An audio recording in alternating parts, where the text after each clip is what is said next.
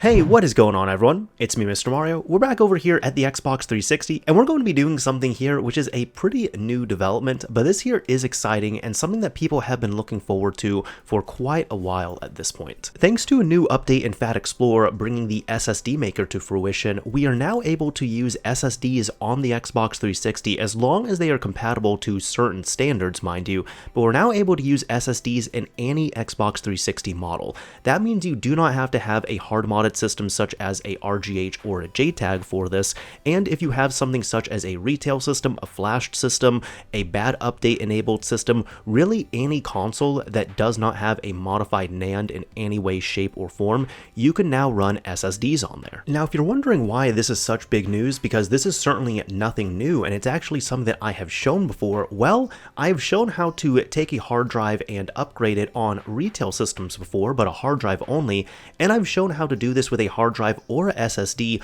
on a hard-modded system, because that does not have the same requirements as a retail NAND system. However, I believe Eaton, the developer behind FATXplorer, explains it quite well here. He states, due to security restrictions imposed by Microsoft, it is not possible to insert just any drive and expect it to work. Western Digital hard drives were found to be the easiest to modify for Xbox 360 compatibility, but even then, that became more difficult in 2020 when the firmware started becoming more locked down.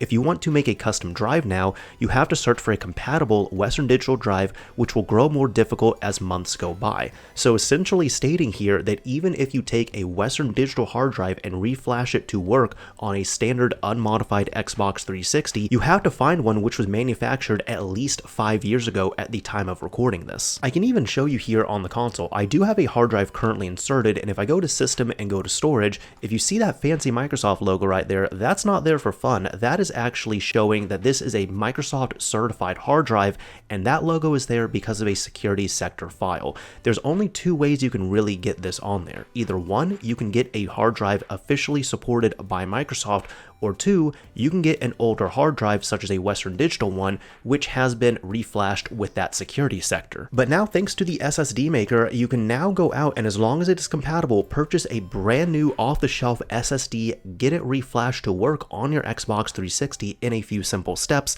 and then you'll be able to get it working on any Xbox 360. Now, keep in mind this does have a few limitations here, and I'm going to have the Xbox 360 SSD support information link down below in the description of the video. The first thing you'll need to know here is that this does have an associated cost with it. You see, in order to make use of the SSD Maker, you must pay for a license. You can either purchase a full license of FATXplorer for $25 US, or if all you care about is making an SSD compatible with your console, you can purchase an SSD license for $3 US. I'm just stating it here, and I've personally had a license here, a full one, for years. I use FATXplorer enough. I think it's a fantastic product, and Eaton has done nothing but add more and more features to it. But that's all to say here. I think the product is great, but I am not affiliated, I'm not sponsored, I'm not being paid to say anything good about it. That's just my own thoughts on FATXplorer, even if I did not make videos covering this. However, this page is important because you have to keep in mind, for anybody who might be asking, hey, can I use this SSD? Can I use that SSD? What should I use here? Well, there's a whole lot of information showing this. And down below in the description of this video, I will put links to a few compatible SSDs, but it's not necessarily the SSD make or model. It's actually the controller on the SSD which is going to be the most important. For this example here in this video, I'm going to be using a Inland Professional 512GB SSD, which is expected to have a Phison S11 controller, which is going to work for reflashing this. There's a lot of good information here and options available, and Eaton has outlined this pretty well, and I'm sure this will continue to be updated. But he even states here, for example, for SSDs to avoid, he says don't buy any Western Digital, Samsung, or SanDisk SSDs as they use their own custom controllers. Additionally, avoid the crucial MX100 and the verbatim VI550. However, like I said, if you're going to be asking, hey, does this or that SSD work, just go ahead and check in the description. There's going to be some links to ones which are available, but there's also going to be the recommended SSDs here on Eaton's page. Additionally, this page also has great frequently asked questions, so if you have any additional questions before you might be jumping into this here, he covers them pretty verbosely on this site. Now keep in mind, there's also going to be a big limitation I want to discuss with you all, just to level set in terms of the storage sizes on here. For our storage sizes, unfortunately, if you're going to be using this method here and you want to use it on a retail system such as this, you are limited to Microsoft security sectors, which means the sizes that you can use in gigabytes are 20, 60, 120, 250, 320, and 500, meaning the highest drive capacity you can go to is a 500 gigabyte drive. Now you can certainly purchase a bigger one. For example, the one I'm using here is a 512 gigabyte SSD, but there's going to be 12 gigabytes that will not be usable. So what I'm saying is, if you're thinking of going out and buying a 1 or 2 terabyte SSD, do not do that. If you want to do that, it's completely up to you, but you're going to have all that extra storage space that is going to be completely wasted, because you're only going to be able to use and recognize 500 gigabytes of that drive. Additionally, if you get a drive in an odd size, you might want to avoid that, and I don't mean odd as in the number, I mean odd as in just a little bit more of a non-standard. So for example, because of these limitations I'm showing you here on screen, if you purchase a 240 gigabyte drive, the highest you can go is 120 gigabytes. And if you buy a 480 gigabyte drive, for example, the highest you can go is 320 gigabytes. So when you're making your purchase, keep that in mind. And of course, if maybe these are too many limitations to you, you're annoyed and you're just throwing up your hands thinking, I just want to take a drive off the shelf, throw it into my system, hit format, and use all of it, you are going to need a hard modded system. You'll need something such as RGH in order to do that. With an RGH system, you can use drives up to 2 terabytes, and with additional patches, you can even use drives that go up to 16 terabytes. But if you want to use something that works on a retail NAND, you cannot go higher than 500 gigabytes. Now, with all those limitations outlined, let's go ahead and jump into the prerequisites here. The first thing you're going to need is FATXplorer in order to cover this. Now, like I said, in order to do this, you need to at minimum have the SSD license, meaning that you'll need to purchase it for $3, or if you want the full suite of software available here, you can purchase that for $25. Yet again, not affiliated, not sponsor, I just like the software. You will also need your compatible SSD, which is going to be covered with a few links in the video, and of course the page here for SSD support information. And you're going to need a way to hook it up to your computer. I'm going to recommend using a USB adapter of some kind, like a USB SATA adapter, like the one I'm showing right here. Additionally, depending on the model of Xbox 360, you might also need a hard drive enclosure. If you have a Phat system and you already have a hard drive enclosure you want to swap out, you can open up that enclosure and swap out the drive and close it back up. If you need to purchase one, you will need one of these here for a Phat system. However, if you have a slim system here, I'm going to say this. You don't have to have a drive enclosure, you can just pop it into the slim itself, although the drive will kind of just sit in there. If you want to have it a bit more secured, you can purchase one of these and they're quite affordable, so if you want to purchase one for a few dollars, it's not a bad option to do so, but I do not recommend for the slim at least opening up an existing enclosure, because typically with those enclosures, they're supposed to be closed, but they're really not designed to be reopened. So that's my opinion on it at least. If you want to get a closure for your slim, it is completely optional, but I'd recommend just spend a few dollars and get one of these hard drive enclosures. But for a Phat system, you must have a hard drive enclosure for your new drive. So now with all of that covered, let's go ahead and get the downloads that we're going to need for this here. Thankfully, it's pretty contained to the FATXplorer website, and the first thing you're going to need to do is get FATXplorer itself. You can do this by coming over to the website, clicking on the 3.0 beta page, and then scroll down to the bottom. I would recommend giving this a nice read here. Before the download section here, you are going to need to download both the .NET 9 desktop runtime if you do not have it, and you're also going to need the latest FATXplorer beta. Now, this is a Windows program, meaning you must have Windows on your computer or run it through a VM. That's just what you have to do. But for the download here, if you're confused about your bit architecture, I'll put it like this. If you're using Windows 11, download the 64-bit versions. And if you're using an earlier version of Windows but you don't know what your architecture is, I'd recommend download the 64-bit versions. And if they do not work, download the 32-bit versions and give those a try. Either way, I know I'm running 64-bit, so I'm going to download the .NET 9 runtime as well as the latest FATXplorer beta. The second thing here is going to be strictly optional, but since we have our drive hooked up and we're doing all this, I would still recommend doing it because, well, it's just going to make make things easier down the road.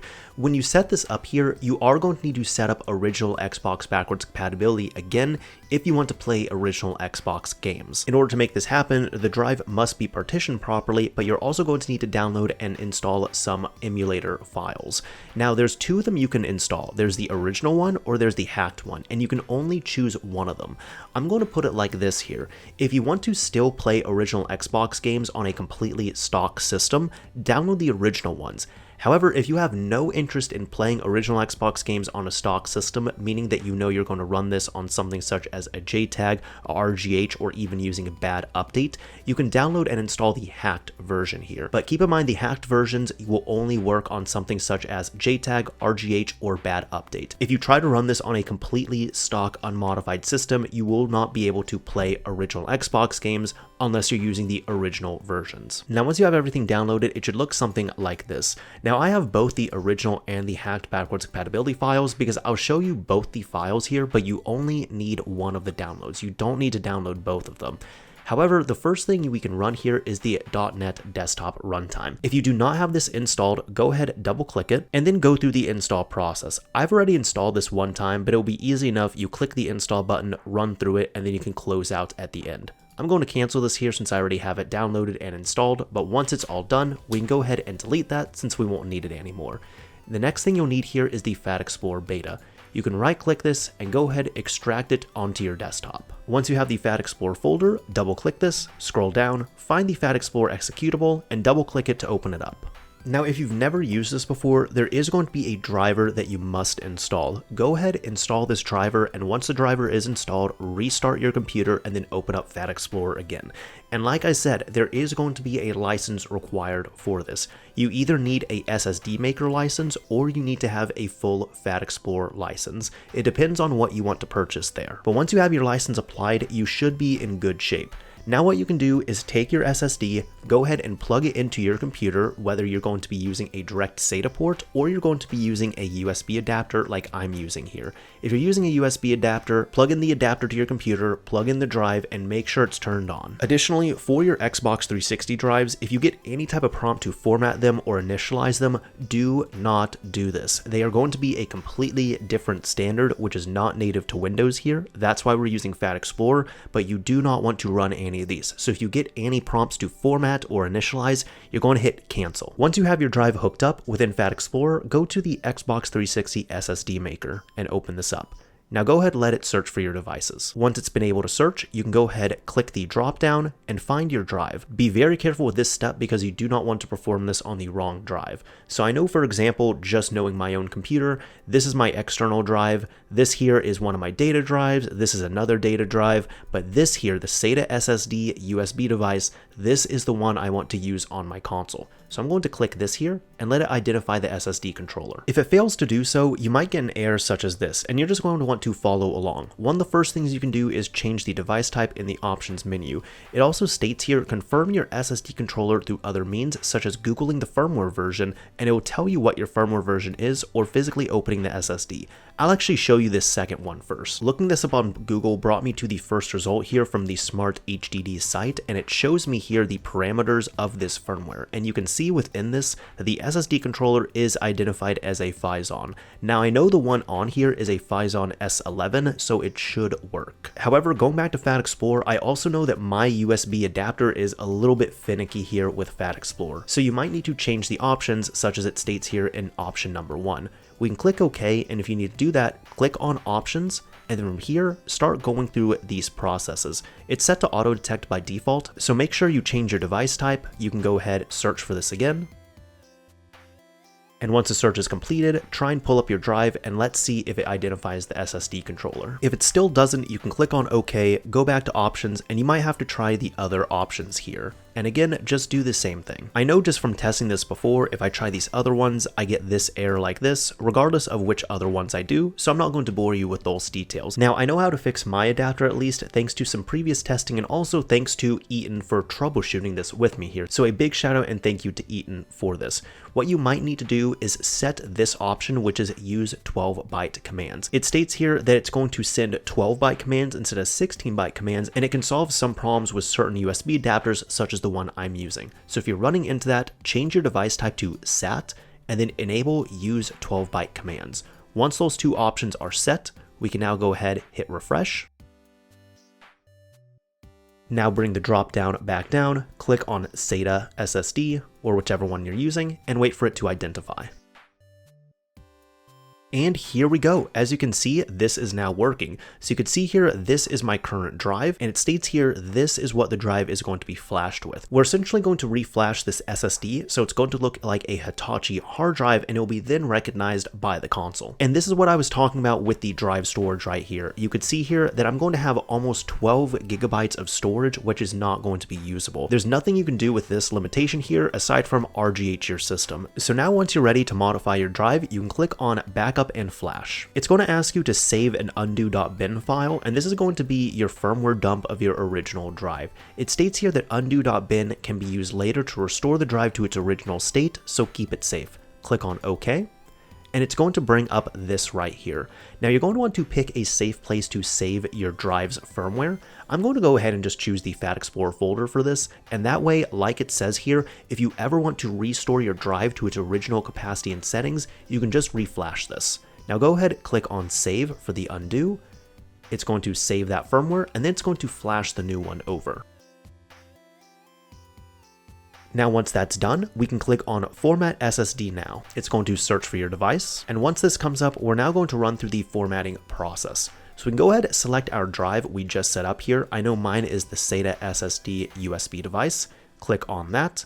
Click on Next, and it's going to tell us that the security sector is valid and matches, which is good. So now we can click on Next yet again. Now we need to configure our partitions. The ones we need for sure is going to be, well, the content partition, so you don't need to touch this here, but the backwards compatibility partition, this one we're going to be using later. The other two are going to be the system auxiliary and extended partitions. In order to set these up here, we might as well do it. You can double click System Extended Partition, make sure Format is enabled, and click on Save. The next thing will be the System Auxiliary Partition, the exact same thing. Double click this, check Format, make sure that's fine, click on Save, and that's it.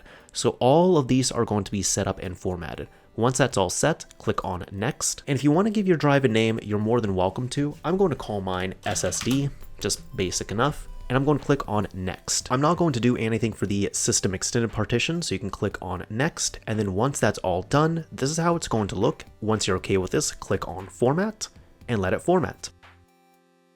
Once that's formatted, we can click on OK. And that's all you have to do. Now I want to cover that undo file real quick in case you ever want to revert your drive in the future. You just need to have your drive hooked up to FATXplorer, click on the Xbox 360 SSD Maker, and go through the process yet again. For this here, I know for mine, I'll have to make sure it's SAT, use 12, and then click on the SATA SSD. Now it does bring up this message saying the device's firmware already matches the chosen security sector. You don't need to reflash unless you have a specific reason to. So if you have a specific reason to, you can just click on OK, Options, and from here you can click on Restore Undo.bin.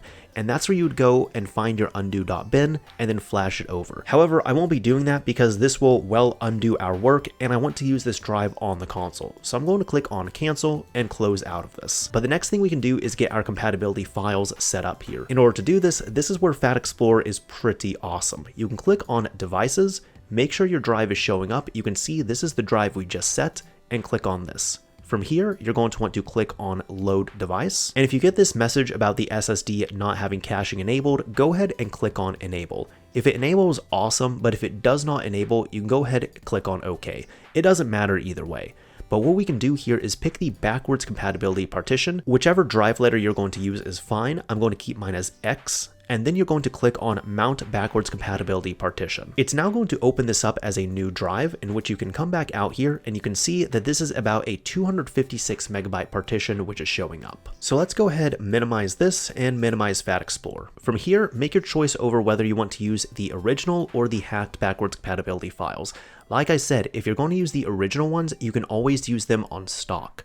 However, if you use the hacked ones, you cannot use them on stock. You have to be running something such as Bad Update or RGH or JTAG. There's a couple ways to do this here. The first thing, let's go ahead and cover these stock ones. If you want to do this, we can go ahead and extract out the backwards compatibility files to their own folder. From here, you can open up the folder and you're going to have a README which is going to explain what to do, but I'll go ahead and show you how to do this here as well. You want to grab the compatibility folder, right click, copy this out. Now go over to your drive, make sure it is that backwards compatibility partition. You can tell because it's going to be about 256 megabytes.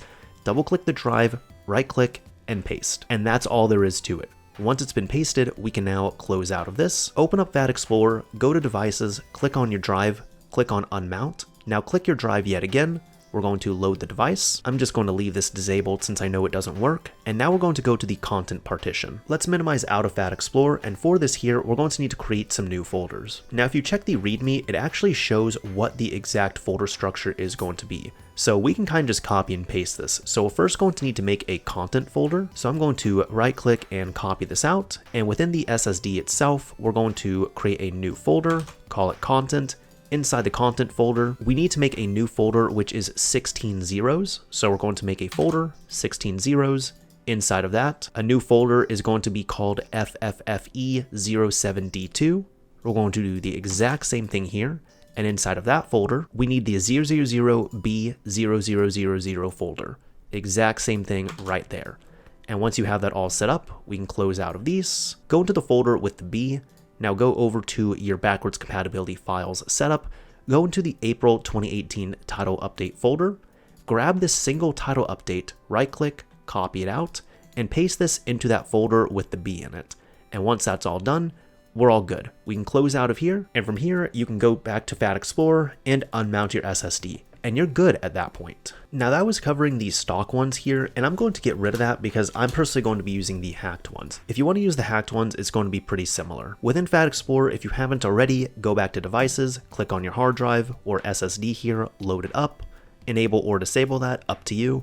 Go to the backwards compatibility partition and mount it. Once it shows up yet again, it's going to be about 256 megabytes in size. Minimize this for now, find the hacked backwards compatibility files zip, and you can then right click this and extract it out into its own folder. Go into the hacked folder, and within here, there's going to be a readme which describes what the differences and such here are. And I would recommend giving this a read over because it explains all the different things here, as well as gives some nice credit right here as well, so you can see the developers who did work on this. Now, in short, we can go ahead and look at these here, and I'm going to give you my experiences at least. The 128 megabyte ones, this is going to be for the RAM that is allocated to this. From what I have seen and experienced, the 128 megabyte ones here are not going to be the most stable. If you want the most stable experience, we're going to have to go with a boring one. It's going to be 64 megabyte, and you're just going to go with the regular ones. There's this one for HUD, which allows you to have the guide in game, and there's also HUD_plugins, which also allows for plugin support.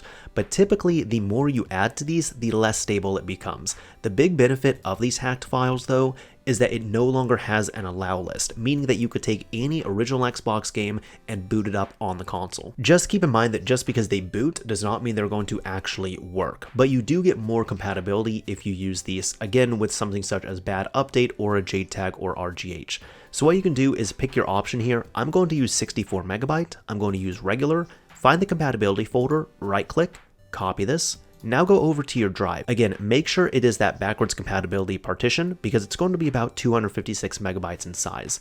Enter the drive, right click, and paste. And once it's been copied out, we can come out here, close this, go back over to FATXplorer, click on devices, click on your hard drive or SSD, click on unmount. And that's really all you have to do. If you do not care about having any data on here, meaning you just want to start with a fresh brand new drive, we can close out of FATXplorer, disconnect your drive, and you're done. However, let's say real quick you do care about your data and you want to migrate from one old drive to your new drive now. I'll show you how to do that. You're going to have to take your old drive and you're going to hook it up to your computer. And once it's hooked up, yet again, we're going to use FATXplorer. Navigate in here and run FATXplorer. Once FATXplorer is open, click on devices, make sure it searches, and it should find your drive. As you can see, this is about a 250 gigabyte hard drive that I have for the console. Click on your drive, click on load device, and once it loads, again, you can either enable or disable this, whatever you want to do. Go down to your content partition and mount it. It should automatically open up your drive and you're going to see the contents of this. Now, if you have two USB adapters, you can actually hook up both drives at once and just do a straight up copy and paste. However, I only have one adapter I'm going to be using here. So if you want to do this, you're going to have to copy your files to your computer and then copy them to your new drive. In order to do that, it's pretty simple. Let's just make a new folder. I'm going to make one on my desktop and I'm going to call this one HDD Backup. There we go. Now once that's all done, all you need to do is go into your old drive, highlight all the contents, right click, copy, close out of this, minimize FATXplorer, go to your hard drive backup folder, right click and paste. Now this here is completely dependent on your drive's condition, the age, as well as the speed of your adapter and such that you're going to be using here. But you can see my drive has only about 30 gigabytes worth of storage on here, so I'm just going to wait a few minutes for this to copy over. Now a heads up here for any completely stock users who are going to be doing a data transfer like this, if you are not using bad update, for example, or you're not using a RGH or JTAG, so you are completely stock unmodified and you have any games installed from disk on your hard drive, when you transfer the data over, these games are not going to work. So that's why it's really going to depend on if you want to do the transfer like this here. Just keep that in mind, and unfortunately that is the design. So if you do a data transfer and then you try to play a game from disk that has been installed, but you notice the disk is spinning up in your system, you will have to physically delete that data from the system and then reinstall it from the disk itself. But yet again, if you're using something like bad update or RGH or JTAG, it doesn't matter. You don't really have to worry about that. Now, as you can see, our drive backup here is almost complete. So once everything has been backed up, there we go. We can now close out of this folder and open up FATXplorer. Within FATXplorer, go to Devices, click on your drive, click on Unmount. Now you can physically disconnect your old drive, connect in your SSD, go back to Devices, and click on Refresh, and let it search for a new device, which is going to be the SSD. Once it pops up, click on the SSD, click on Load Device, enable or disable that, up to you. Go to the content partition and mount it. Now for this, it's easy enough to do. Minimize out of FATXplorer, go to your hard drive backup folder, highlight all the files and folders, right click, copy or cut depending on what you want to do. I'm actually just going to cut them, and then go into your SSD, right click and paste. From here it is the same thing as before, but you can actually see that it is actually taking even less time to copy everything over. Wow, that is almost double. So that's pretty nice, actually more than double, because well, we're going from an old hard drive to a nice new shiny SSD. So within 2 minutes we're going to be done. And here we go, it looks like we're almost done. So once everything is copied over, here we go, we got it all.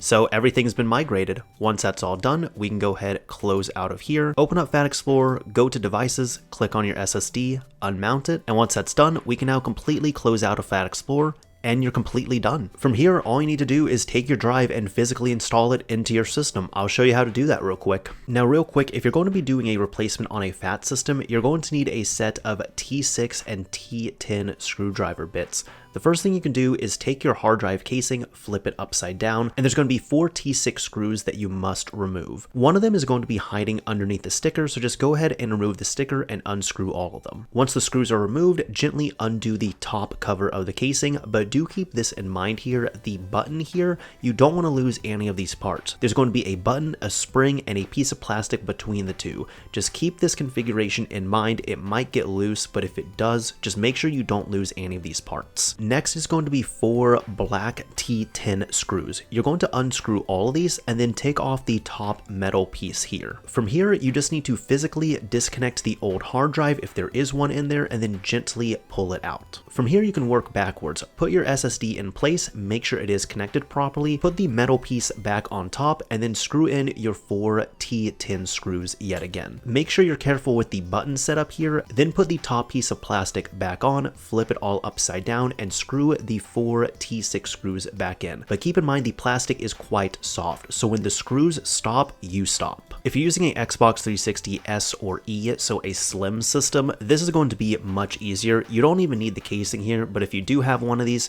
just go ahead, take your SSD, plop it into the casing like so, close it up, and from here, go to the side of your console and pop your SSD in. Yet again, having an enclosure like this is optional, but it would be recommended at least, just so it's not bouncing around everywhere. And there you go, that's all you have to do. Once your drive has been fitted in with an enclosure, if you're going to be using one, just go ahead, plug it back into your system, turn your console back on, and let's wait for the magic to happen. Now, one thing to keep in mind here is you might get a prompt such as this. So if it asks you for an update here, this is most likely just going to be the avatar update. I know mine is on the latest dashboard, so I'm going to go ahead and say yes to this here. Since it's just straight up saying it's extracting, yup, it just has to put the avatar data back on. So that's going to be an important piece if you're missing that. Now here we go, after another restart, I'm signed in, I have my profile, I have my theme, all that sorted. If I go over to settings, go to storage, check this out. The SSD is showing up, and you could see I previously had a 250GB hard drive, but this time around I have a bit more storage since this is a 500GB hard drive, or excuse me, SSD. I can go into the demos, I still have that, I still have all my games here, so I was able to migrate everything over successfully. So that's really all you have to do at this point. Congratulations, you've now been able to upgrade to a SSD on your system, maybe use a SSD on your system for the first time, and additionally, if you follow the data migration section, you now have all your data migrated over, just like I showed, from your old aging hard drive over to your nice shiny new SSD. So this is pretty exciting, this is pretty awesome, hopefully you all have some fun with this here. Now, one thing to keep in mind, you might notice if you're using a bad update that some of your games that are on the hard drive or SSD now are no longer showing up. That just means you might need to rescan your device here. In order to do this, you have to press the start button, and if you go to the content section and check here, you'll see that anything on my USB drive is showing, but anything on the internal drive is showing as not available. This means here that you will need to reset this path, and in order to do that, you just need to set this up yet again. I see that it's the zeros directory and set to a scan depth of 3, so in order to do that, I'm just going to hit add, change, go to HDD1, going to go to the content directory, highlight zeros, tap Y, change that to 3, and hit save. Now you can go to the old one, and we can go ahead and delete this here. So I'm going to delete that, say yes to this. It is going to be a little bit of a pain doing that because it takes off the old stuff, but from here we can now hit scan if you don't have auto scan already enabled, and it's going to go through and repopulate your games within this. I also had a lot of applications and such that were hidden here, but either way, we're just going to have to let it do its thing. Either way, that is about it for this video. This is Mr. Mario, signing off. Thank you all for watching, everyone. If you enjoyed this video, a like would absolutely be appreciated, and if you didn't like it, a dislike is fine as well too.